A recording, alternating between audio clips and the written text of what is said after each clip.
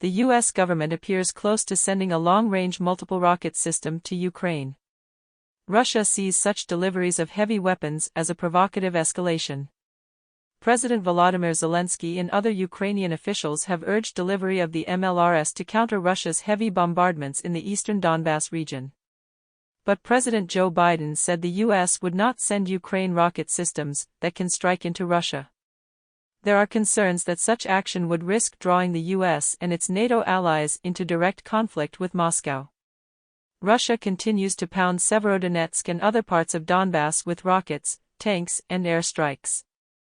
Kyiv's forces are already using U.S.-delivered M777 howitzers, which have a range of about 25 kilometers. But the MLRS would allow Ukraine to reach targets much further away than that. An M270 MLRS battery can fire a range of munitions, with the most advanced able to hit targets up to 300 kilometers away. However, it can also fire shorter-range rockets with a range of around 70 kilometers.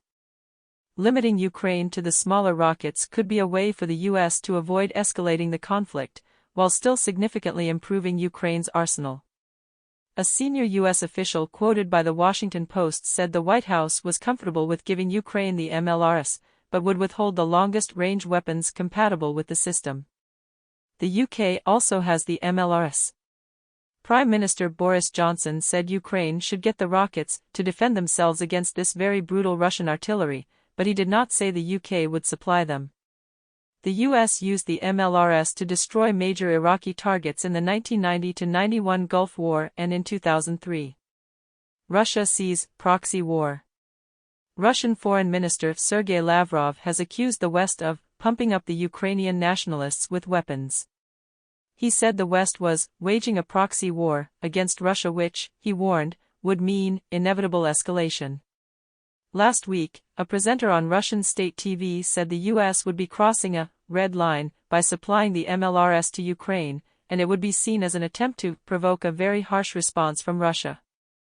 Russia won't use nuclear weapons, says Ambassador. Russia's laser weapon claim derided as propaganda in an extra move to defend Ukraine's key Black Sea port, Odessa. Denmark has supplied Harpoon anti-ship cruise missiles. With a range of about 130 kilometers, Ukraine can deploy them alongside its own Neptune missiles, credited with having sunk Russia's flagship cruiser Moskva last month. Russian long-range missiles have struck railway facilities, oil depots and other infrastructure in western Ukraine, seen partly as an effort to thwart Western arms deliveries.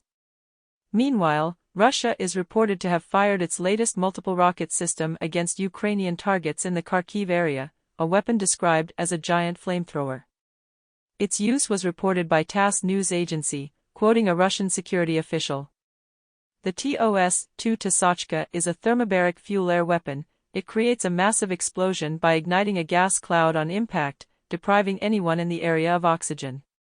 Russia has also inflicted heavy damage on Ukrainian cities using long-range cruise missiles, some fired from warships.